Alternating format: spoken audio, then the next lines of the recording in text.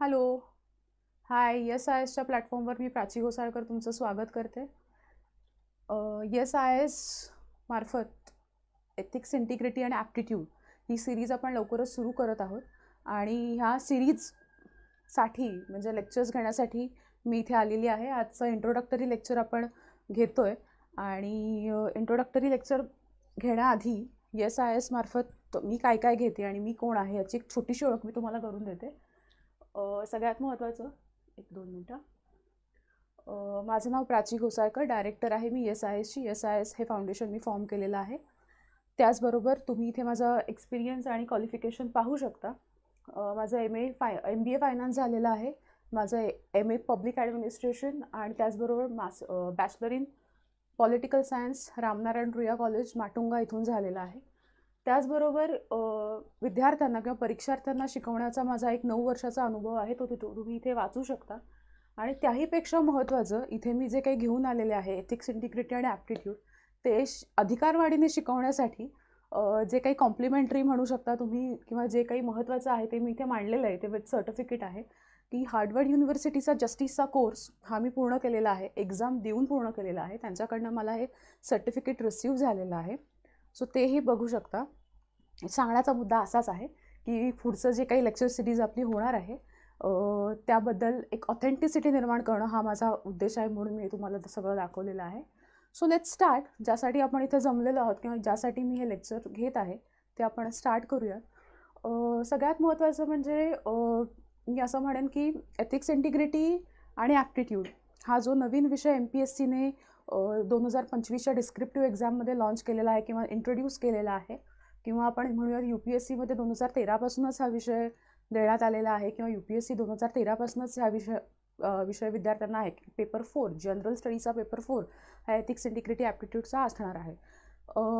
MPSC करणाऱ्या विद्यार्थ्यांमध्ये ज्यांनी आधी अटेम्प्ट दिलेले आहेत किंवा आता पूर्ण नवीन फ्रेशर्स जी लोक आहेत त्यांच्याही मनात या विषयाला घेऊन, एथिक्स, इंटिग्रिटी या विषयाला घेऊन जी काही धाकधूक आहे, जी काही भीती आहे ती कमी करण्याचा, आणि एथिक्सची डिमांड काय आहे, एथिक्स म्हणजे शॉर्टमध्ये आपण एथिक्स, इंटिग्रिटी, ॲप्टिट्यूड या विषयाला जे काही आपण विद्यार्थी किंवा परीक्षार्थी जे काही एथिक्स म्हणतो त्या एथिक्स या विषयाची डिमांड काय आहे, हा विषय किंवा हा पेपर इतर पेपर्सपेक्षा कसा वेगळा आहे किंवा ह्या पेपर स्कोरिंग आहे का नाही आहे, तो कसा असणार आहे, त्याचा गाभा काय आहे, आयोगाची मागणी काय आहे, आयोगाने त्याबद्दल आपल्याला काय पुरवलेलं आहे, हे सगळं आपण ह्या लेक्चरमध्ये डिस्कस करणार आहोत. त्याही आधी एकदम मॅथमॅटिकल लॉजिकल कारण मला इथे सांगायचं आहे, व्हाय एथिक्स. एथिक्सचा अभ्यास करणं महत्त्वाचं का आहे, तुमच्या पूर्ण प्रिपरेशनमध्ये ते महत्त्वाचं का आहे. तर आपण टॉपर्सचे मार्क बघूयात. बघा, आता आपल्याकडे MPSC नवी कोरी आहे, म्हणजे 2025चा जो अटेम्प्ट असणार आहे डिस्क्रिप्टिव्हचा हा नवा कोरा आहे. त्याच्यामुळे साहजिकच आपण जी काही उदाहरणं घेणार आहोत, जे काही आपल्याकडे एक्सपिरियन्सेस आहेत ते सगळे UPSCचे आहेत. आणि UPSC आणि MPSCचा जर तुम्ही सिलेबस पाहिलात, मार्कांचं जे काही डिव्हिजन त्यांनी केलेलं आहे ते जर तुम्ही पाहिलं तर लक्षात येईल हे पूर्णपणे 100% सारखं आहे. 99%ही नाही, 100% सारखं आहे. त्यामुळे व्हाय एथिक्सचा जर विचार आपण केला तर त्याचं एक प्युअर आणि अत्यंत साधारण असं रिझन जे आहे ते आहे, जर आपण टॉपर्सचे मार्क्स पाहिले, टॉपर्सच्या आपण जर ह्या पुस्तिका पाहिल्या म्हणजे गुणपुस्तिका जर बघितल्या आपण, तर लक्षात येतं सगळ्या टॉपर्सला सगळ्यात जास्त मार्क्स हे कशामध्ये आहे, म्हणजे पेपर 1, 2, 3, 4 हे जर आपण पाहिलं तर सगळ्यात जास्त मार्क्स टॉपर्सला, जर तुम्ही बघू शकता स्क्रीनवर, ते एथिक्स, इंटिग्रिटी आणि ॲप्टिट्यूड ह्या विषयामध्ये आहेत. मग ह्याचा अर्थ काय आहे, तर ह्याचा अर्थ आहे की तुम्हाला जर टॉपर व्हायचं असेल, बघा UPSC आणि MPSCचा सिलेबस जरी सारखा असला किंवा त्यांच्या प्रश्नपत्रिका असतील नसतील आपण त्याच्यावर डिस्कस करूया, त्या जरी सारख्या असतील तरीही त्यातून मिळणाऱ्या ज्या पोस्ट आहेत त्या वेगळ्या आहेत, त्यांचं जे कॉम्पिटिशन आहे ते वेगळं आहे. ऑफकोर्स UPSCला नॅशनल लेवल कॉम्पिटिशन आहे, इकडे MPSCला स्टेट लेवल कॉम्पिटिशन आहे, त्याचबरोबर पोस्ट ज्या वेगळ्या आहेत. तर मला एवढंच सांगायचं आहे की UPSCमध्ये असं म्हणलं जातं की तुम्ही एथिक्स, इंटिग्रिटीला चांगले मार्क मिळाले तर टॉपर आहात, म्हणजे IASच आहात आणि तुमच्या आवडीचं केडर तुम्ही मिळवू शकता. तसंच जर MPSC डिस्क्रिप्टिव्ह बघितलं तर तुम्ही DC DYSP होणार का नायब तहसीलदार आणि CO होणार. मला वाटतं हा पेपर हे डिसाईड करू शकतो, हा डिसायडिंग फॅक्टर तुमच्या प्रिपरेशनमधला ठरू शकतो. आणि म्हणून तुम्हाला एथिक्स, इंटिग्रिटीचा अभ्यास करायचा, हे साधं कारण आहे माझं.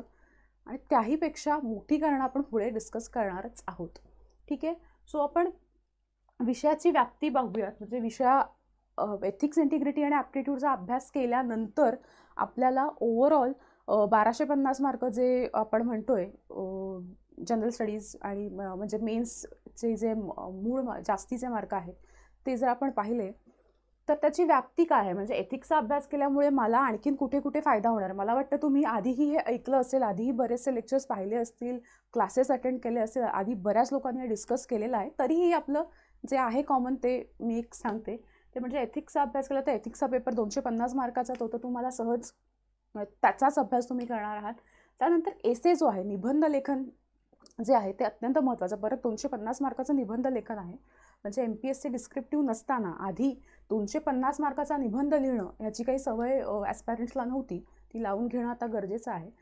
पण एथिक्सचे विषय जे आहेत ते समाजशास्त्रीय आहेत, सामाजिक आहेत, सायकोलॉजिकल आहेत, हे तुम्ही ऐकलं असेल, फिलॉसॉफिकल आहेत.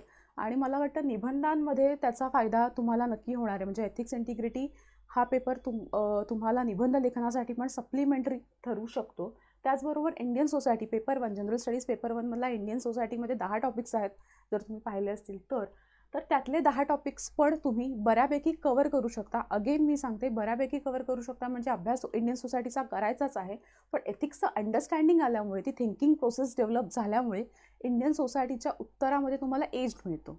ठीक आहे. त्यानंतर ऑफकोर्स लिंकिंग ऑफ टॉपिक, म्हणजे मी अगेन इंडियन सोसायटी आहे, एथिक्स आहे, तुमचं ऑप्शनल जर तुम्ही ह्युमॅनिटीजमधला तुमचं ऑप्शनल असेल तर त्यालाही तुमचा फायदा होणार आहे. आणि सगळ्यात महत्त्वाचं, आता आपला जो इंटरव्ह्यू आहे, मुलाखत जे आहेत त्याचेही मार्क वाढलेले आहेत. पूर्वी जे 100 मार्क आहेत ते आता राहिलेले नाहीत. UPSCच्या बरोबरीने आता आपल्याला इंटरव्ह्यू द्यायचा आहे. तर त्या इंटरव्ह्यूसाठीचं प्रिपरेशन पण तुमचं एथिक्स ह्यामधून किंवा एथिक्स इंटिग्रिटी ॲप्टिट्यूड या विषयातून होणार आहे. ते कसं होणार हे सगळं मी पुढे सांगणारच आहे. पण एक कॉमन मी परत एकदा म्हणते, जे कॉमन फॅक्टर्स आहेत ते मी आधी सांगून घेते आणि मग आपण माझ्या स्पेशल लेक्चरकडे आपण वळूयात. ठीक आहे. ठीक आहे, चला आता आपण लेट्स स्टार्ट की एथिक्स इंटिग्रिटी आणि ॲप्टिट्यूड आयोगाने आपल्याला काय दिलंय, आपण त्यातनं काय ओळखायचंय, आपण त्यातनं काय घ्यायचंय आणि आपला अभ्यास आपण पुढे कसा करायचा आहे. बघा, आयोगाने पेपरचं नाव ठेवलेलं आहे नीतिशास्त्र, सचोटी आणि अभियोग्यता. म्हणजे एथिक्स इंटिग्रिटी आणि ॲप्टिट्यूड, त्याचं मराठी ट्रान्सलेशन नीतिशास्त्र, सचोटी आणि अभियोग्यता ठेवलेलं आहे. जर तुम्ही सिलेबस नीट पाहिलात तर सिलेबसमध्ये एक डिस्क्रिप्शन दिलेलं आहे. हा पेपर काय असणार आहे ह्याचं एक छान डिस्क्रिप्शन त्यांनी दिलेलं आहे. तर हे तर मी वाचून दाखवेनच, ह्याच्याबद्दल आपण बोलूयातच. पण त्याही आधी बघा, मुळातच एथिक्स इंटिग्रिटी आणि ॲप्टिट्यूड हा पेपर तुमचं नॉलेज चेक करणार पेपर नाही आहे, हे लक्षात घेतलं पाहिजे. पेपर 1, 2, 3 जनरल स्टडीचे पेपर 1, 2, 3 ह्याच्यामध्ये तुमचं नॉलेज हे ऑटोमॅटिकली चेक होणारच आहे. त्याबद्दल काही वादच नाही. म्हणजे तुम्ही प्रिलिम्स देणार आहात, मग प्रिलिम्स तुम्ही पास होणार आहात, मग तुमचं लॉजिकल अंडरस्टँडिंग तुम्ही CSATमधनं सांगणारच आहात, मग त्याच्यानंतर तुम्ही पेपर 1, 2, 3 देणार आहात, तुम्ही तुमचे ऑप्शनलचे पेपर देणार आहात. आणि मग एवढं सगळं नॉलेज चेक झाल्याच्या नंतर ह्या पेपरची डिमांड किंवा ह्या पेपरचा पर्पज हा तुमचं नॉलेज चेक करणं नाहीच आहे मुळात. ठीक आहे. आणि ते कसं नाही आहे हे आयोगाने स्वतः दिलेलं आहे. हे मी किंवा आणखीन इतर लोकांनी फाइंड आउट केलेलं नाही. आयोग स्वतःच म्हणतोय की आम्हाला नॉलेज चेक करायचं नाही, तर आम्हाला काय चेक करायचं आहे ह्याच्यावर आपण एक थोडासा भर देऊ. काय आयोगाचं म्हणणं आहे बघा, मी तुम्हाला सांगते ह्याच्यामध्ये काय म्हटलेलं आहे. 2 मिनिटं.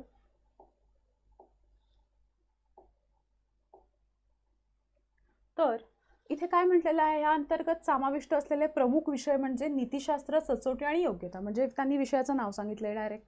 त्यानंतर म्हटलं या पेपरमध्ये उमेदवारांची सार्वजनिक जीवनातील समंजसपणा. बघा, ह्या अत्यंत महत्त्वाचा फॅक्टर आहे हा, सार्वजनिक जीवनातील समंजसपणा आणि समाजाशी व्यवहार करताना त्याला सामोरे जाव्या लागणाऱ्या विविध समस्या. परत एकदा इथे आलेल्या आहेत समस्या. आय होप मी तुम्हाला स्क्रीनमध्ये दिसते. ओके.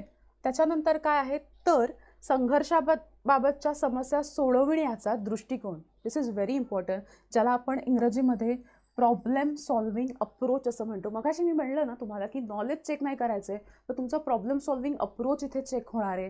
किंवा आपण म्हणू शकतो तुमची पर्सनॅलिटी चेक होणार आहे, तुमचं कॅरेक्टर, तुमचं चारित्र्य कसं आहे, तुमचं व्यक्तिमत्व कसं आहे, तुम्ही ज्या सामाजिकरणातल्या प्रोसेसमधनं आलेला आहात त्यातनं तुम्हाला काय काय मिळालेलं आहे. आता ह्याच्यामध्ये पण परत इंडियन सोसायटीमध्ये गेलं तर रोल ऑफ अ फॅमिली आहे, किंवा आपण अगदी ह्याच्यामध्ये सुद्धा म्हणजे एथिक्समध्ये पण role of a family, role of education institution, मग त्याच्यातून तुमचा जो प्रॉब्लेम सॉल्विंग अप्रोच आलेला आहे तो इकडे चेक करायचा आहे, ना की तुमचं तिथे नॉलेज चेक करायचं आहे.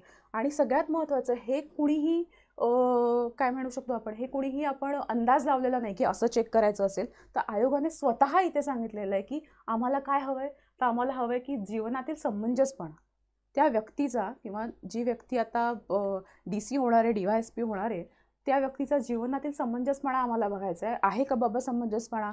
त्यानंतर त्याचा प्रॉब्लेम सॉल्विंग अप्रोच आहे का, त्यानंतर त्याच्याकडे त्याची त्या काइंड ऑफ पर्सनॅलिटी आहे का, त्याचं ते कॅरेक्टर आहे का. कारण बघा, ही जी पोस्ट आहे ना, DC DYSP किंवा UPSC लेवलला IAS ऑफिसर्स किंवा IPS ऑफिसर, ह्या अत्यंत मोठ्या पोस्ट आहेत. ह्या पोस्टमध्ये खूप जास्त पॉवर आहे, आणि मग त्या पॉवरचा मिसयूज होऊ नये हा त्याचा पर्पज आहे. आणि पॉवरचा यूज कसा आहे की तुम्ही जेव्हा असे मोठे ऑफिसर्स असताना तेव्हा तुमचे जे डिसिजन्स आहेत ते फक्त तुम्हाला अफेक्ट करणार नाही आहे. त्याच्यामुळे कुठेतरी दिस इज युअर मॉरल रिस्पॉन्सिबिलिटी की तुमचे डिसिजन्स हे समाजाला अफेक्ट करणार आहेत. काय म्हणतात ना, एन नंबर ऑफ पीपलला तुमचे डिसिजन्स अफेक्ट करणार आहेत. त्याच्यामुळे तुमचा निर्णय तुम्ही किती समंजसपणे घेता, तुमच्या पर्सनॅलिटीमध्ये किती प्रॉब्लेम सॉल्विंग अप्रोच आहे, हे सगळं इथे चेक होणार आहे. आता तुम्ही म्हणाल बापरे मॅडम, आता प्रॉब्लेम सॉल्विंग अप्रोच वगैरे हे एवढे मोठे मोठे शब्द. मुळात SISच्या ह्या सिरीजचा, जी सिरीज आपण कंटिन्यू पुढे करणार आहोत, त्याचा हाच पर्पज असणार आहे की तुम्हाला ह्या सगळ्याचा अंदाज द्यावा.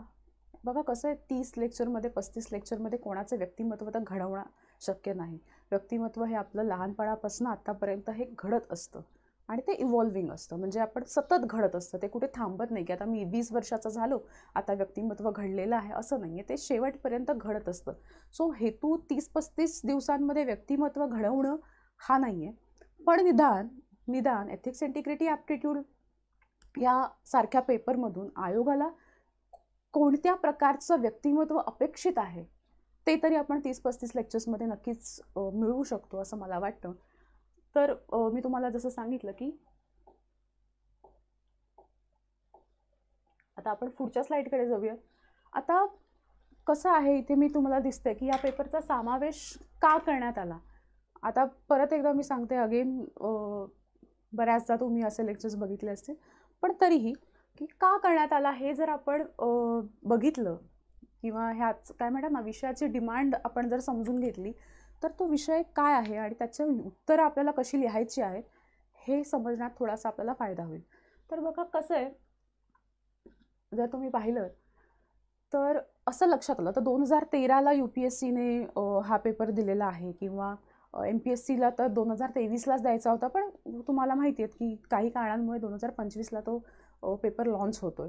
तर का आला आहे, तर प्रशासनिक नैतिकता कुठेतरी कमी दिसतीये.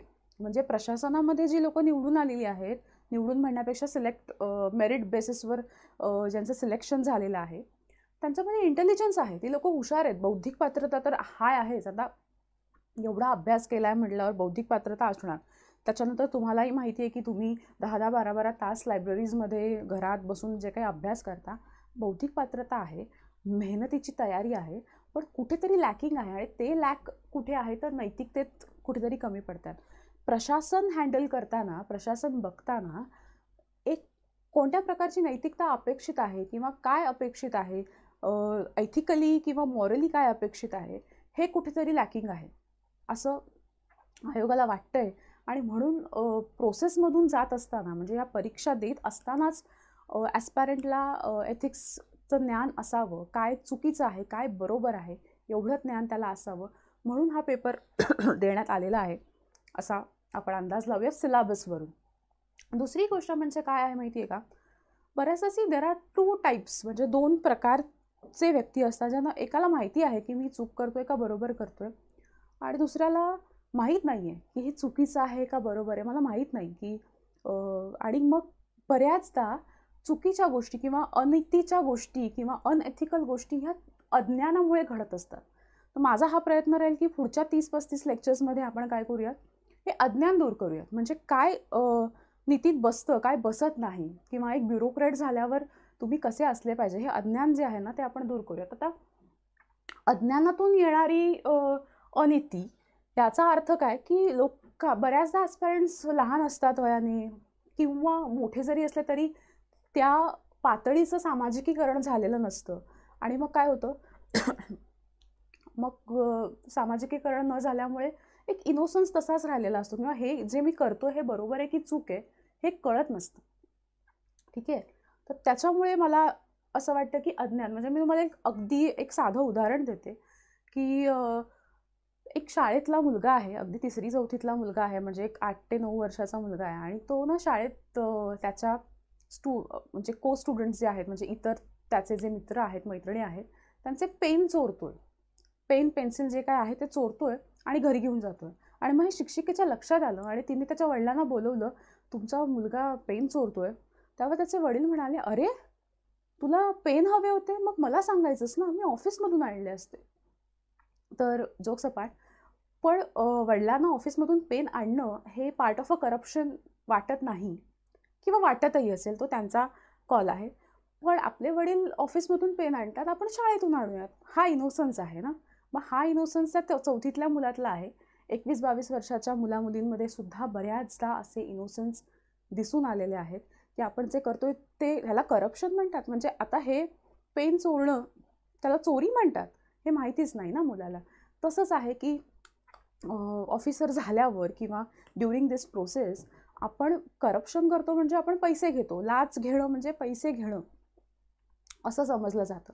पण इतर ज्या गोष्टी असतात जसं की त्याला फेवरेटिझम म्हटलं जातं, गिफ्ट स्वीकारणं किंवा पार्टीसाठी जाणं, लंचला जाणं, मोठ्या मोठ्या हॉटेल्समध्ये डिनरला जाणं, हे फेवरेटिझम आहे आणि it is a part of a corruption. किंवा ते कोड ऑफ कंडक्टमध्ये माझ्या बसतंय की नाही, तर कोड ऑफ कंडक्ट आम्हाला माहितीच नाही ना, त्यामुळे ते बसतंय की नाही ते आपल्याला कसं कळणार. त्याच्यामुळे हा इनोसन्स, ह्या अज्ञानातून येणारी अनिती दूर करण्याचा आपण प्रयत्न करणार आहोत. कारण जर सिलॅबस तुम्ही बघितला तर सिलॅबसचा जो मोटो आहे, सिलॅबस इतका डिटेलमध्ये दिलेला आहे, अजिबातच हलगर्जीपणा केलेला नाही, डिटेल सिलॅबस आहे. त्यामुळे इतका डिटेल दिलेला आहे की आपल्याला एक एक संज्ञा, एक एक कॉन्सेप्ट बघायची आहे आणि एक एक कॉन्सेप्ट म्हणजे आता आपण बघू ना ethics, integrity and aptitude. Integrity म्हणजे काय, इंटिग्रिटी म्हणजे काय हे सगळं आपण येत्या लेक्चरमध्ये कॉन्सेप्टवर बोलायला मी आज नाही ते. त्यामुळे हे आपल्याला बघायचं की अज्ञानातून येणारी अनिती आपल्याला नको आहे. तर 30-35 लेक्चरमध्ये मला वाटतं ते आपण नक्कीच करूयात. ठीक आहे. परत एकदा सांगते की 30-35 लेक्चर नंतर तुम्ही नीतिवान झाला तर खूप उत्तमच आहे, म्हणजे समाजासाठी आपल्या उत्तमच गोष्ट आहे आणि मग मला असं वाटेल की मी नीतिवान स्टुडंट्स घडवले. पण ते होईल की नाही हा तुमचा वैयक्तिक प्रश्न आहे की तुम्ही ते कसं घेताय पर्सनली. परंतु तुमची नीती काय आणि अनिती काय ह्यातलं जे अज्ञान आहे ते दूर करण्याचा नक्की मी प्रयत्न करणार. 35 लेक्चरमध्ये ते नक्की होईल, 100% होईल, याची मला गॅरंटी आहे. आता इथे मी तिसरा मुद्दा काय मांडलेला आहे बघा, की बौद्धिक आणि नैतिक ह्यातलं संतुलन पाहिजे. आता असं म्हटलं जातं ना की person with a higher intelligence but zero integrity is a curse to the nation. म्हणजे काय, तर एखादी व्यक्ती ही बुद्धिमान आहे, अत्यंत बुद्धिमान आहे, त्याचा IQ लेवल खूपच हाय आहे, परंतु त्याच्याकडे इंटिग्रिटी नाही, सचोटी नाही, नैतिकता नाही, तर अशा वेळेला काय होतं, थ्रेट आहे, डायरेक्ट ब्युरोक्रेसीला थ्रेट असू शकतो असा माणूस. कळलं का. म्हणजे ह्याचं एक उत्तम उदाहरण द्यायचं म्हणजे टेक्नॉलॉजी. आपण टेक्नोक्रॅट्स असतात, टेक्नॉलॉजी घडवतात, व त्याचा देशाला समाजाला फायदा होतो. पण काही वेळेला असंही आहे ना की टेक्नॉलॉजीचा फायदा टेररिझमसाठी पण केला जातो. या दोन गोष्टी आहेत, टेक्नॉलॉजीचा फायदा नेशन किंवा समाजाच्या उत्क्रांतीसाठी केला आहे का विध्वंसासाठी केला जातो. जर तुमचा इंटेलिजन्स, तुमची टेक्नॉलॉजिकल नॉलेज हे विथ इंटिग्रिटी तुम्ही वापरताय, म्हणजे APJ अब्दुल कलाम यांचं आपल्याकडे उदाहरण आहे, तर तुम्ही you are blessing to the nation और ब्लेसिंग टू द सोसायटी. पण हेच जर तुम्ही टेररिझमसाठी वापरताय तर you are curse to the society. त्याच्यामुळे बौद्धिक आणि नैतिक बघा कसं आहे, आयोगाचं काय म्हणणं आहे किंवा आयोगाला काय कमी वाटतंय आत्ता जे काही प्रशासनात काम करणारे लोक आहेत, की बौद्धिक पात्रता आहे, इंटेलिजंट तर लोक आहेत, पण नीतीचा अभाव आहे किंवा मॉरल डिलेमाज, हे याच्यावर आपण येणारच आहोत की पेपरचा मूळ गाभा काय आहे की तुम्हाला मॉरल डिलेमाज सोडवायचे आहेत, तर ते सोडवणं कुठेतरी त्या ऑफिसरला येत नाही आहे किंवा त्याच्यात कुठेतरी कमी आहे. बघा कसं आहे की इंटेलिजन्स कमी असेल ना तर अभ्यास करता येतो, we can learn the thing, we can gain the knowledge. बरोबर. स्किल्ड नसेल, आपण अनस्किल्ड आहोत, तर आपल्याला स्किल्ड शिकता येतं. बरोबर आहे. पण नीती ही 5 दिवसाच्या आणि 15 दिवसाच्या कोर्समधून शिकता येत नाही. ती तुमच्या सामाजिकीकरणातून आलेली असते. त्याच्यामुळे मी इथे म्हटलं की बौद्धिक पात्रता जेवढी आहे, तुमचा इंटेलिजन्स जरासा कमी असला तरीही चालेल, पण तुम्ही मॉरली हायर असणं अत्यंत गरजेचं आहे. आणि ही डिमांड आहे, आपण डिमांड डिस्कस करतोय, तर ही डिमांड आहे ह्या एथिक्स इंटिग्रिटी अँड ॲप्टिट्यूड या पेपरची. त्यानंतर बघा, आता सगळ्यात महत्त्वाचं ना, हा पेपर अभ्यास करताना ना मजा अशी आहे, किंवा काय म्हणतात ना, मजेशीर भाग आहे हा, की हे बुकिश नाही. तुम्हाला जरी मी आत्ता एंड ऑफ द लेक्चर किंवा तुम्ही म्हणाल की मॅडम मग बुक लिस्ट सांगा वगैरे, जरी मी 4-5 जी मार्केटमध्ये बुक्स आहेत, मी उद्या बुक लिहीन, तर त्याच्यावर मी म्हणेल की हां हे सगळं वाचा, माझ्या दिलेल्या नोट्स वाचा, तरीही मी म्हणते हा विषय अजिबात बुकिश नाही. हा विषय आता आयोगाने डिफाईंड केला आहे. मी मगाशी म्हटलं अत्यंत छान पूर्ण व्यवस्थितपणे त्यांनी लिहून दिले, ते डिफाईंड आहे. पण हा विषय हा सब्जेक्टिव्ह आहे. माझं उत्तर वेगळं असू शकतं, तुमचं उत्तर वेगळं असू शकतं. म्हणजे ह्या वेगळेपणामध्ये आपल्याला एकच गोष्ट जपायची आहे की ॲज फार ॲज ते अनएथिकल नाही, ते अनीतीचं उत्तर नाही, तोपर्यंत ते तुझं पण बरोबर, माझं पण बरोबर, त्याचं पण बरोबर, तिचं पण बरोबर. त्यामुळे सब्जेक्टिव्हिटी ह्याच्यामध्ये खूप आहे. त्यामुळे मॅडमने सांगितलं आहे किंवा एखाद्या सरांनी सांगितलं आहे किंवा माझ्या बाजूला बसणाऱ्या लायब्ररीतल्या मित्रांनी सांगितलं मग त्याचंच उत्तर बरोबर आहे असं इथे काहीही म्हणता येणार नाही. तुम्ही तुमच्या सामाजिकीकरणातनं जे काही शिकलात ते जर नीतीचं असेल तर तेही बरोबरच असणार आहे. आपण यावर आणखीन चर्चा करूयात, पण त्याही आधी मी पुढे जाते. बघा, काही गोष्टींची ना, आता मी जसं म्हणलं की तुझंही बरोबर, माझंही बरोबर, पण असं बरोबरमध्ये काही गोष्टींची काळजी घेणं अत्यंत महत्त्वाचं आहे इथे. म्हणजे एथिक्स इंटिग्रिटीचा पेपर लिहिताना ओव्हरऑलच आम्ही जेव्हा प्रिपरेशनमध्ये होतो आम्ही म्हणायचं की काही गोष्टींना झिरो टॉलरन्स आहे. UPSC काही गोष्टी अजिबात टॉलरेट करत नाही. तसंच आता MPSCचा सिलेबस तो आहे, किंवा तुम्हाला प्रशासनात जायचं आहे तर काही गोष्टी ह्या झिरो टॉलरन्सच्या आहेत, म्हणजे अजिबातच सहन केल्या जाणाऱ्या नाहीत. त्या गोष्टी कोणत्या आहेत ना, त्या बघायला पाहिजेत. आणि ह्या गोष्टी आपल्या उत्तरात इंटरव्ह्यूला जाताना ओव्हरऑलच तुम्ही जर आता DC DYSP होणार आहात तर त्याच्यामध्ये त्या व्यक्तिमत्वामध्ये नसल्या पाहिजेत. आणि जर आपल्या व्यक्तिमत्वांमध्ये नसतील तर ऑटोमॅटिकली त्या उत्तरात येणार नाही. तर त्या कोणत्या, ह्या थोड्याफार आपण डिस्कस करूया. म्हणजे आता इथे दिल्यात मी काही, पण त्याहीपेक्षा जास्त आहेत, आपण डिस्कस करूया. सी, व्हॅल्यू न्यूट्रॅलिटी म्हणजे काय? व्हॅल्यू ह्या खूप पर्सनल, मूल्य आपण म्हणतो ना, माझ्या पर्सनल आहेत. म्हणजे मी वेगन आहे, मी नॉनव्हेज खात नाही, असं मी आता इथे उदाहरण फक्त देते. पण मग जी व्यक्ती नॉनव्हेज खाते त्याला दुष्टपणे पाहणं किंवा ते कसं चुकीचं आहे किंवा नाही ते बरोबर, सी व्हॅल्यू ही माझी आहे ना. मी वेगन खात नाही, मला मी नॉनव्हेज खात नाही, मला जे नॉनव्हेज खात नाही त्यांच्याबद्दल प्रचंड रिस्पेक्ट आहे, पण जे नॉनव्हेज खातात त्यांचा मी डिसरिस्पेक्ट करत नाही. किंवा उद्या प्रशासनात जाऊन माझे जे निर्णय आहेत ते माझ्या पर्सनल बिलीव्समुळे, माझा जो काही वैयक्तिक विश्वास आहे, माझे जे वैयक्तिक मूल्य आहेत त्याच्यामुळे अफेक्ट होता कामा नयेत. कारण मी परत एकदा म्हणते, तुमचे निर्णय हे पूर्ण समाजाला अफेक्ट करणार आहेत. आणि समाज हा वेगवेगळ्या प्रवृत्तींनी बनलेला असतो, त्या प्रवृत्तींना वेगवेगळ्या सवयी असू शकतात. सो बेसिकली इथे सांगण्याचा मुद्दा काय आहे की UPSC MPSCला जरी ह्या गोष्टीबद्दल झिरो टॉलरन्स असला तरी व्यक्तिमत्वामध्ये टॉलरन्स आणणं, सहिष्णुता आणणं अत्यंत महत्त्वाचं आहे. की माझं मत असं आहे, तुझं असं आहे, मी हे खाते, तू ते खातोस, पण तरीही ठीक आहे, काही आपण गुण्या गोविंदाने ह्या समाजात नांदू शकतो. हा जो टॉलरन्स आहे तो अत्यंत महत्त्वाचा आहे. तो तुमच्या उत्तरातही दिसला पाहिजे, तो तुमच्या पर्सनॅलिटीमध्ये सुद्धा दिसला पाहिजे. म्हणजे अग्री टू डिसअग्री, म्हणजे अगदीच सवयींमध्ये नाही, विचार, माझे हे विचार आहेत, तुझे हे विचार आहेत, पण आपल्या दोघांनाही विचार मांडण्याचं स्वातंत्र्य हे संविधानाने दिलेलं आहे. त्याच्यामुळे तुझे जे विचार आहेत आय रिस्पेक्ट दॅट, आणि माझे जे विचार आहेत यू रिस्पेक्ट दॅट. सो हा टॉलरन्स आपल्या उत्तरात जर आला, ह्याला बॅलन्स्ड म्हणतात, तर हा आला तर तुमचं उत्तर नक्कीच चांगलं होईल. रॅशनॅलिटी आहे, तुम्ही काही उत्तर द्या, म्हणजे तुम्ही ह्या साईडचं उत्तर द्या किंवा त्या साईडचं उत्तर द्या. म्हणजे जर दोन गोष्टींमध्ये तुम्हाला चूज करायचं तर you can choose this one और दॅट वन, पण त्याला रिझनिंग महत्त्वाचं आहे, त्या गोष्टीला रिझन देणं महत्त्वाचं आहे. तुमचं कारण अत्यंत उत्तम असणं, तर्कशुद्ध कारण असणं हे महत्त्वाचं आहे. सो रॅशनॅलिटी आहे, बॅलन्स उत्तरं लिहायची आहेत, कुठेही टोकाची भूमिका मांडायची नाही.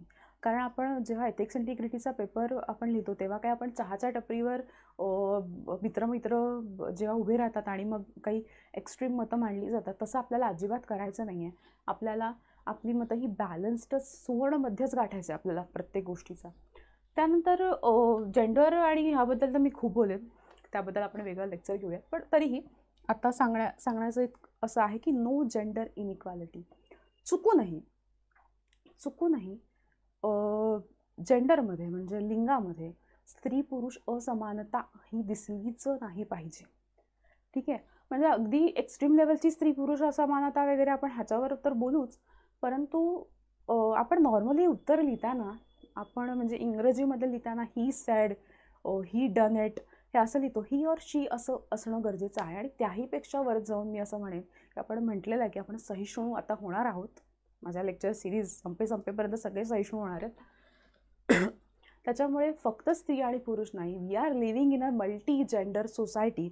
त्यामुळे मल्टी जेंडरचा पण विचार इथे व्हायला हवा. LGBTQ+ कम्युनिटीचा सुद्धा विचार व्हायला हवा. कारण मी काय म्हटलं की आपण टॉलरन्स म्हणजे तुम्ही जेवढे मोठा विचार कराल, म्हणजे मोठ्या मनाचा विचार कराल, इन्क्लुझिव्हनेस जो आहे ना, तो तुमच्या उत्तरामध्ये सर्वसमावेशकता हा जो विचार आहे तो तुमच्या उत्तरामध्ये असणं गरजेचं आहे. त्यामुळे जेंडर इनइक्वालिटी वगैरे आहे. त्याच्यानंतर नो कास्टिझम, ऑफकोर्स ह्याच्यासाठी तर 0 टॉलरन्स आहे. कास्टिझम नाही, कम्युनलिझम नाही, रेसिझम म्हणजे वर्णवाद, म्हणजे काळा गोरावाद ज्याला म्हणतो ते आहे.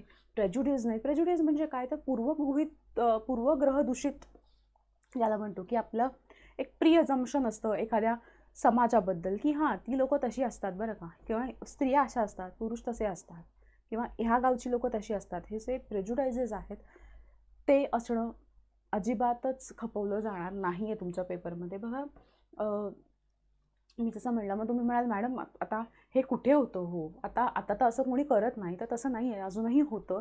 आणि अनावधानाने काय होतं, कुठेतरी मी म्हटलं ना, अज्ञान असतं आपल्या पर्सनॅलिटीमध्ये, ते अज्ञान असतं. आणि मग त्या पर्सनॅलिटीचा पार्ट चुकून कधीतरी एका वाक्यात आपल्या उत्तरात लिहिला जातो.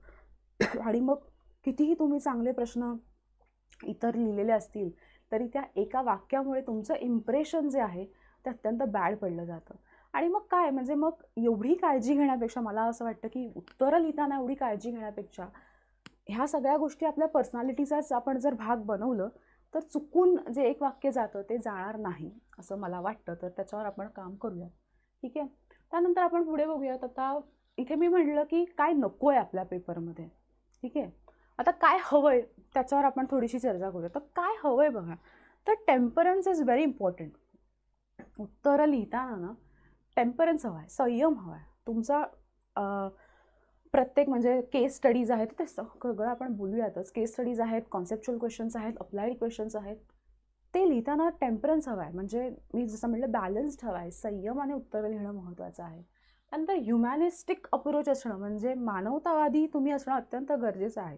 बाकी सगळं बाजूला, पण मानवतावाद म्हणजे मग मगाशी जसं म्हणलं की जेंडर आहे, कास्ट आहे, क्लास आहे, धर्म आहे, आणखीन समाज भरपूर गोष्टींनी डिवाईड झालेला आहे. त्या सगळ्या गोष्टी एकीकडे, परंतु मानवीपणा किंवा मानवता ही गोष्ट तुम्ही कायम वरती ठेवली पाहिजे. आता ह्या गोष्टी जर तुम्ही अवलंबल्या ना तर तुम्हाला मॉरल डिलेमा सॉल्व्ह करणं, केस स्टडी सॉल्व्ह, कारण तुम्हाला माहिती आहे केस स्टडी सॉल्व्ह करताना आता मला नक्की काय हवं आहे. अच्छा, मला ह्युमॅनिटीचा विचार करायचा आहे का? ठीक आहे, मग मी त्या पद्धतीने विचार करतो. सो ह्या हव्यात सगळ्यात मी मगाशी तुम्हाला माझ्या कोर्सचं नाव इथे लिहिलं होतं, तुम्ही बघू शकता नंतर स्लाईड जाऊन. जस्टिस हे त्या कोर्सचं नाव आहे, न्याय. आणि हार्वर्ड युनिव्हर्सिटी ही न्याय ह्या गोष्टीसाठी अत्यंत प्रसिद्ध आहे. तर जस्टिस देणं, मुळात मॉरल डिलेमाचा बेसच काय आहे? तुम्ही न्याय वागणूक मिळवून देता का? जे स्टेक होल्डर्स आहेत, आता स्टेक होल्डर्स म्हणजे काय हे सगळं आपण नंतरच्या लेक्चर्समध्ये बघणार आहोत. तर त्यांना तुम्ही न्याय वागणूक मिळवून देता का, हाच मुळात काय आहे तर ह्या जस्टिस काय म्हणतात, हा बेस आहे. एथिक्स इंटिग्रिटी ॲप्टिट्यूड ह्या पेपरचा बेसच आहे की न्याय. आता इकडे एक गोष्ट मी लिहिलेली नाही आहे, इथे तुम्हाला मी सांगते की consent is very important. Consent, तुम्ही न्याय आहे त्याच्यानंतर कन्सेंट आहे का? कन्सेंट असणं म्हणजे काय तर संमती. ज्या वर्गाबरोबर, ज्या सामाजिक वर्गाबरोबर, ज्या व्यक्तीबरोबर जी गोष्ट घडणार आहे, जी गोष्ट घडवली जाणार आहे त्याची संमती आहे का हेही महत्त्वाचं आहे, हेही लक्षात ठेवा. कन्सेंट मी ते लिहिलेलं नाही आहे, पण कन्सेंट इज व्हेरी इम्पॉर्टंट. त्याच्यानंतर मी इथे तर डायरेक्ट आर्टिकल 21 टाकलेलं आहे, right to life and personal liberty. Personal liberty is very important. जेव्हा तुम्ही IAS ऑफिसर व्हाल, DC व्हाल, तेव्हा आपल्या निर्णयामुळे कोणाची personal liberty and right to life affect होत नाही आहे ना, हे अत्यंत अत्यंत महत्त्वाचं आहे. म्हणजे तर काय लिहायचं नाही आणि काय लिहायचं हे मी तुम्हाला सांगितलं. आता मार्कांचं डिव्हिजन आपण बघूयात, म्हणजे कसं मार्क्स दिलेत वगैरे वगैरे. पण त्याही आधी मी तुम्हाला ह्याच्यावर काही उदाहरणं सांगते, म्हणजे कसं, म्हणजे काय येऊ शकतं किंवा नाही. आता ह्याच्यावर मी नंतर येणार आहे. हा श्लोक जो मी कविता जी इथे मांडलेली आहे, की महात्मा फुलेंची कविता आहे, त्यावर आपण नंतर येऊयातच.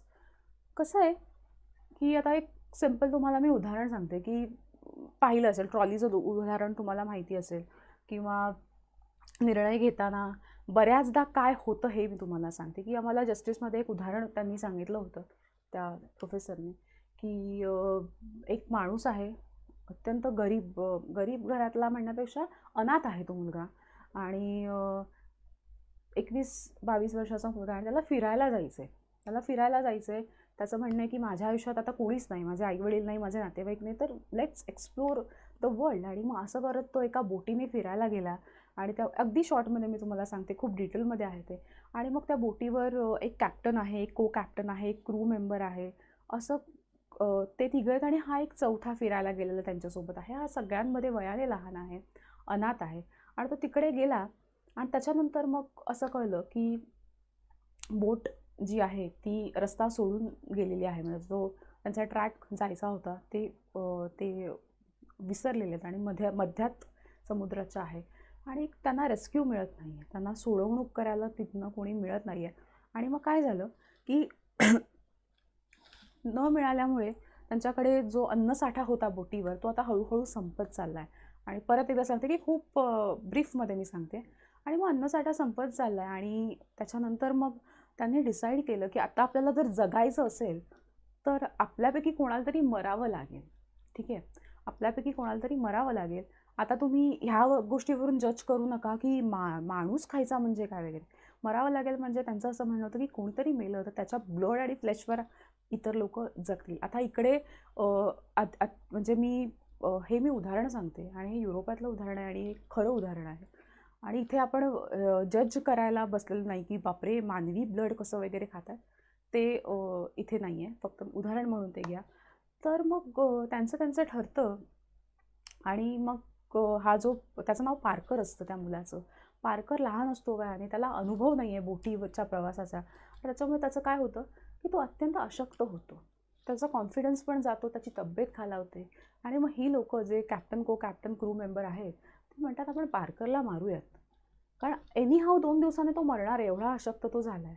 आणि तो मेला, आणि कसं आहे, तो अनाथ आहे, त्याला आईवडील नाही, किंवा त्याला काही फॅमिली नाही आहे की तो जाऊन कोणाला तरी भेटेल. आपल्याला सगळं आहे, त्याच्यामुळे आपलं जगणं महत्त्वाचं आहे, आणि तो नाही जगला तरी चालेल, मग आपण त्याला मारूयात.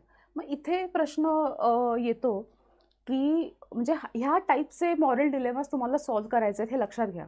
मी हे सांगते की ह्या टाईपचे तुम्हाला मॉरल डिलेमास सॉल्व्ह करायचे आहेत. मग इथे बऱ्याचदा काय होतं, मग त्याला मारण्याचं कारण जर आपण बघितलं तर आता आपण उपयुक्ततावाद वगैरे असा बेंथमचा सिद्धांत इथे मांडला, तर एक माणूस मेला आहे, पण त्याच्याऐवजी 3 माणसं जगत आहेत, म्हणजे काय तर जास्त माणसं जगत आहेत ना एकाच्या जीवावर, तर मग ते बरोबर आहे. पण जर आपण right to life and personal लिबर्टीचा विचार केला तर ते अत्यंत चूक आहे. त्याच्या मगाशी मी तुम्हाला कन्सेंट म्हटलं होतं की इथे पार्करला विचारलंच गेलं नाही ना की तुला जगायचं आहे का बाबा किंवा का नाही. आणि सगळ्यात महत्त्वाचं जे तुम्हाला moral dilemmas case study solve करण्यासाठी उपयोगी येईल ते म्हणजे इन दॅट बोट, त्या चौघांमध्ये Parker was a weaker section. जर आपण त्या चौघांना एक समाज म्हणून समजलं तर Parker was a weaker section of the society. आणि मग वीकर सेक्शनला सप्रेस करणं हे बऱ्याचदा इझी असतं. आणि मग तिथे पार्करला मारलं गेलं किंवा त्याचा कन्सेंट त्याला विचारलं गेलं नाही का रे बाबा तुला जगायचं काय, आम्हा आपलं कॉन्स्टिट्यूशनमधलं आर्टिकल. हे खूप शॉर्टमध्ये मी सांगितलं. येत्या लेक्चर्समध्ये आपण बरीच उदाहरणाची बघणार आहोत. तर मग सांगण्याचा मुद्दा असा आहे की मॉरल डिलेमा सॉल्व्ह करताना तुम्हाला right to life and personal लिबर्टीचा विचार करायचा आहे, न्याय मिळतोय का, ह्युमॅनिटीचा विचार करायचा आणि कन्सेंटचा सुद्धा विचार करायचा आहे. मग अशी मी तुम्हाला म्हटलं की इथे जज करू नका की मानवी रक्त वगैरे, ते मला आत्ता आठवलं की नो जजमेंट्स. माझ्या वर्गात जे परीक्षार्थी बसतील त्यांची जी मतं असतील, त्यांचे जे काही मुद्दे असतील ते सगळे ओपन आहेत. आपण ओपनली त्याच्यावर चर्चा करणार आहोत. मग त्याने असं म्हणलं मग तो तसा आहे, तिने तसं म्हणलं, अशा जजमेंट्स इथे चालणार नाहीत. आणि पेपरची उत्तरं लिहितानाही शून्य जजमेंट असाच आपल्याला पेपर हवा आहे. कोणालाही आपण जज करायचं नाही. ऑलराईट, आता आपण एवढं सगळं झाल्यावर आता आपण पेपर आणि सिलेबसवर येऊयात. आता बघा, पेपर जर आपण टेक्निकली पाहिला किंवा मॅथमॅटिकली, बघा पेपरची उत्तरं लिहिणं मॅथमॅटिकली शक्य नाही. मी तुम्हाला काय सांगते बघा, कारण पेपर हा असा आहे ना, 2 मिनटं, पेपर हा सब्जेक्टिव्ह आहे मी तुम्हाला म्हटलं.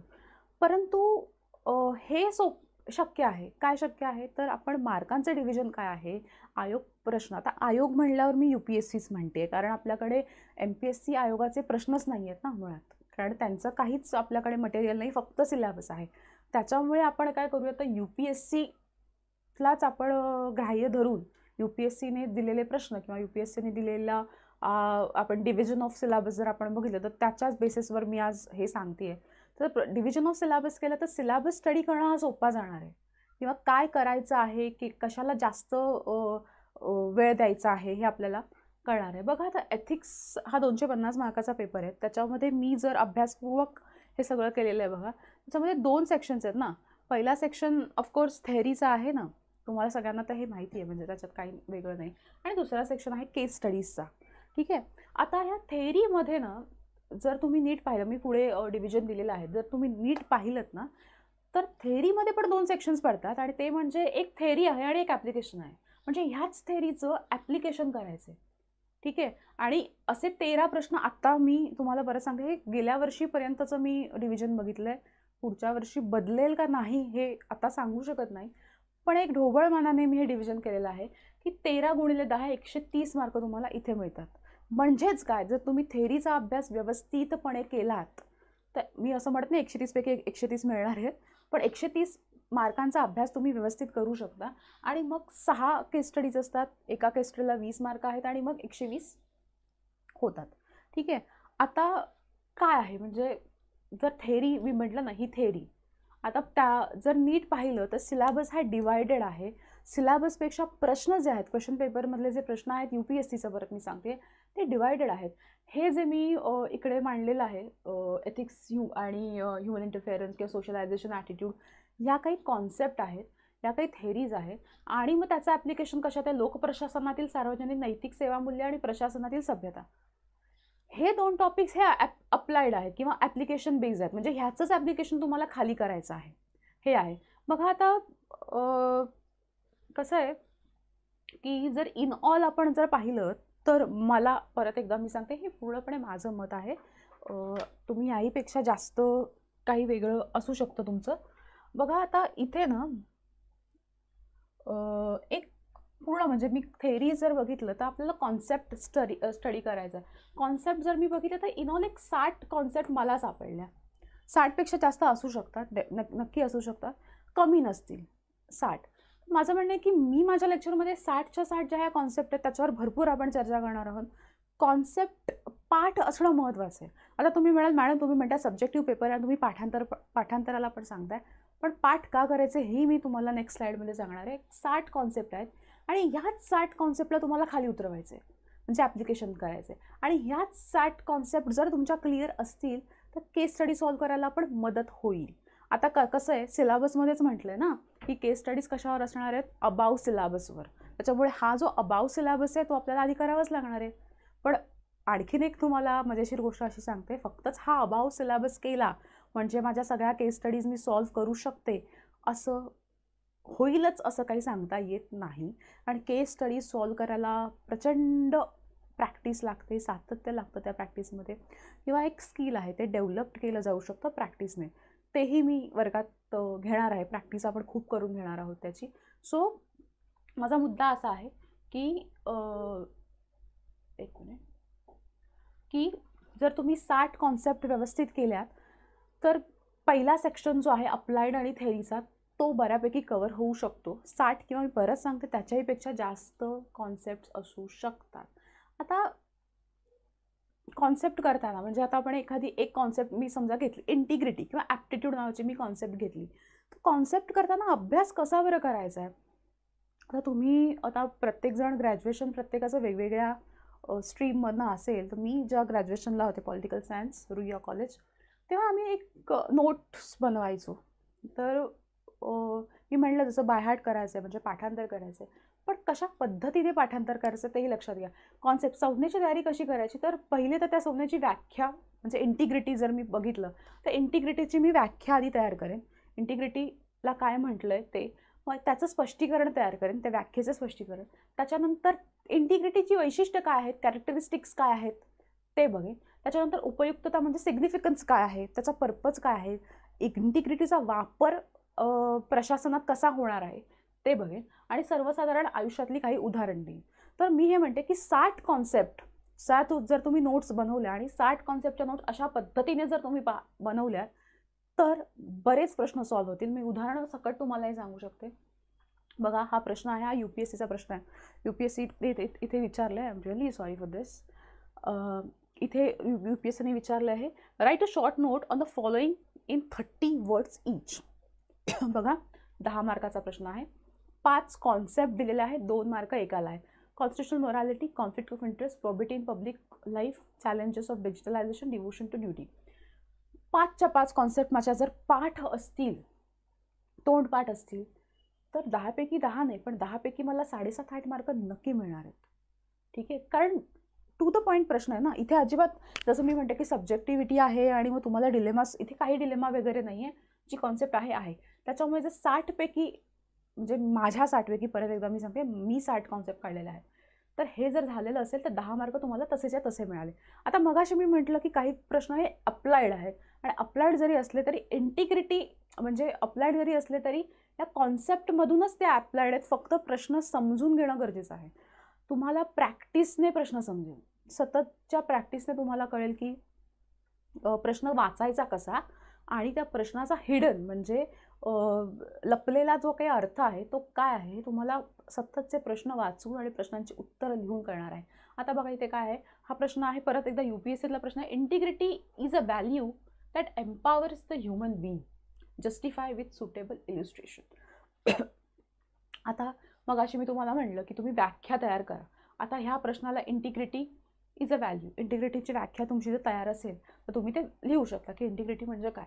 इथे म्हणलंय is a value that empowers the human being. इथे मी तुम्हाला म्हटलंय उपयुक्तता लिहा. इंटिग्रिटीची उपयुक्तता लिहा म्हणजेच काय, तर इंटिग्रिटीचा वापर काय आहे, इंटिग्रिटीचं महत्त्व काय आहे आणि हीच उपयुक्तता तुम्हाला इथे लिहायची आहे.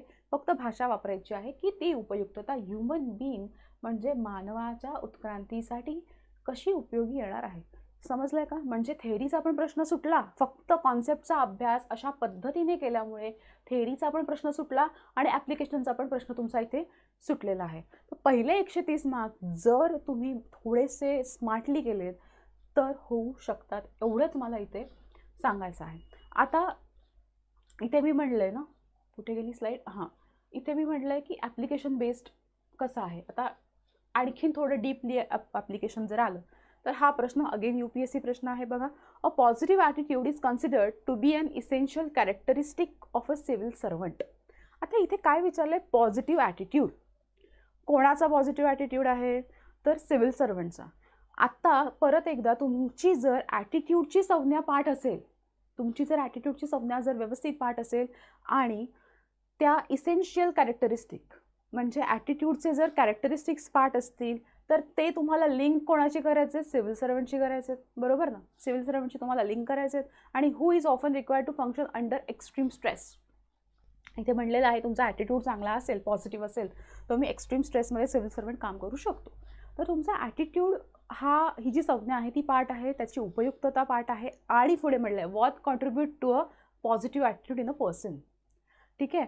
आणि पॉझिटिव्ह ॲटिट्यूड आणण्यासाठी काय काय लागतं हे जर तुम्ही त्या नोट्समध्ये 60 संज्ञांच्या लिहिलेलं असेल तर हाही प्रश्न तुमचा सुटणार आहे. मला फक्त ही उदाहरण म्हणून मी हे 3 प्रश्न घेतलेले आहेत. आपल्या पूर्ण लेक्चर सिरीजमध्ये आपण भरपूर प्रश्न सॉल्व्ह करून घ्यायचे आहेत. म्हणजे ब्रेन एवढा डेव्हलप झाला पाहिजे की प्रश्न आला रे आला की त्यातले कीवर्ड्स पहिले तुम्ही अंडरलाईन करा, कीवर्ड्सवर विचार केलं पाहिजे. प्रश्नाचं फॉर्मेशन काय आहे, प्रश्नाला काय विचारायचं आहे, प्रश्नाचा डिमांड काय आहे. हे प्रश्न सोपे असतात. आता हा जर प्रश्न आपण नॉर्मल वाचला तर वाटेल बापरे हे काय एम्पावर्स द ह्युमन बिंग वगैरे, पण सिम्पल विचारलं, इंटिग्रिटीचा सिग्निफिकन्सच विचारलं ना, उपयुक्तता विचारली आहे ना.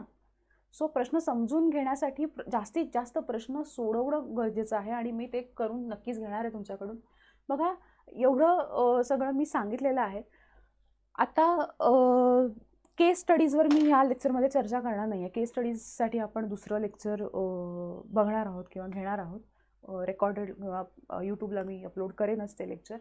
पण त्याही आधी मी सांगू इच्छिते की SIS मार्फत आम्ही कोर्स लॉन्च करत आहोत. कोणता तर एथिक्स ॲप्टिट्यूडचा आणि एथिक्स इंटिग्रिटी ॲप्टिट्यूडचा आपण कोर्स लॉन्च करत आहोत. आणि हा कोर्स एक 23 तारखेला म्हणजे 23 डिसेंबरला आपण लॉन्च करत आहोत. आणि एक पुढची तारीखसुद्धा आपण घेणार आहोत की काही लोकांना जर उशीर, आणि असं नाही आहे की तुम्हाला उशीर झाला म्हणून एकाच बॅचमध्ये बसवलं जाईल वगैरे, असं आपण काही करणार नाही आहोत. आणि एक मी मगाचपासून म्हणते पहिल्याच वेळेपासून की 30-35 लेक्चरचा हा बेसिक कोर्स असणार आहे. त्याच्यामध्ये 30+5 असं मी ठेवलेलं आहे. 30मध्ये कॉन्सेप्टवर होणारे आहेत मॉरल डिलेमासची भरपूर उदाहरणं आपण सॉल्व्ह करून घेणार आहोत. पण 5 जे शेवटचे लेक्चर्स आहेत ते स्पेशली केस स्टडीजसाठी असणार आहे. आपण मॅरेथॉन केस स्टडीज त्याच्यामध्ये करणार आहोत. आणि त्याहीपेक्षा काही ॲडव्हान्स गोष्टी आपल्याला करायच्या असतील तर त्याच्यासाठी मी पुढचे 15 दिवस म्हणजे 35 नंतरचे पुढचे 15 दिवस हे राखून ठेवलेले आहेत. बघा, या कोर्सचा एक मेन पर्पज आहे की तुम्हाला 125+ मार्क्स मिळणं गरजेचं आहे. ते मिळालेच पाहिजेत. कारण काय आहे, तर विषय जर नीट शिकला गेला आणि शिकवला गेला आणि त्याची नीट समज आली तर 125 मार्क्स त्याच्यात मिळणं अजिबात कठीण नाही. आणि मी माझं हे आव्हान आहे की 125 माझ्या विद्यार्थ्यांना नक्की मिळणार आहे. 125 मार्क्स त्या लेवलचं मी शिकवणार आहे. लेवल वगैरे काही नसतं बघा, अत्यंत साध्या सरळ कॉन्सेप्ट. आणि सगळ्यात हे मला खूप सांगायचं आहे, मी माझ्या पर्सनल अनुभवावरून तुम्हाला सांगते की अत्यंत बेसिकपासून आपण जाणार आहोत. अत्यंत बेसिकपासून म्हणजे कोणीच सुटलं नाही पाहिजे. म्हणजे जी नवीन मुलं आहेत, अगदीच आता 20-21 वर्षाची आहेत, काहीच माहीत नाही एथिक्समधलं, किंवा अशी लोकं असतील की आम्ही 2 वर्षापूर्वी अभ्यासाला लागलो आहे, आम्ही केलं आहे थोडंफार एथिक्सचा अभ्यास, किंवा अशी लोकं असतील की आम्ही 4-5 वर्ष आम्ही ऑब्जेक्टिव्हची एक्झाम देत होतो आणि आत्ता आम्हाला डिस्क्रिप्टिव्हचं काहीच माहीत नाही आहे, अशी लोकं असतील तर त्या सगळ्यांना मी इन्क्लुझिव्ह, सर्वसमावेशकता हाच आपला उद्देश असणार आहे ह्याच्यामध्ये सुद्धा. आणि आपण इन्क्लुझिव्ह आपली बॅच घेणार आहोत. अगदी आपण शून्यातून सुरू करणार आहोत, हे लक्षात घ्या. त्यामुळे बॅचबद्दल तुम्हाला आणखीन काहीही इन्फॉर्मेशन हवी असेल तर कॉल मी, हे 2 नंबर आहेत ऑफिसचे. आणि अगदी असे विद्यार्थी असतील की मॅडम असे असू शकतात, कारण मी बघितले माझ्या प्रिपरेशनच्या काळात आजूबाजूला विद्यार्थी की मॅडम भीती वाटते ह्या विषयाची, किंवा समजतच नाही आहे, तुम्ही हे सगळं सांगताय खरं आहे पण मला नाहीच समजत आहे आता काही. आणि त्यांना जर माझ्याशी पर्सनली बोलायचं असेल, मला भेटायचं असेल, तर आपण नक्कीच ह्या एथिक्स इंटिग्रिटी अँड ॲप्टिट्यूड ह्या विषयाच्या संदर्भात जर भेटायचं असेल तर आपण नक्कीच भेटूयात. व्हिडिओ कॉन्फरन्सवर भेटू, 1 to 1 इन पर्सन आपण भेटू शकतो. कॉल करा आणि मग आपण पुढच्या गोष्टी बघूया. ठीक आहे, थँक्यू. मी ते थांबते आणि परत एकदा ॲज आय प्रॉमिस्ड केस स्टडीजचं लेक्चर आपण नक्कीच घेऊन परत येणार आहोत. थँक्यू.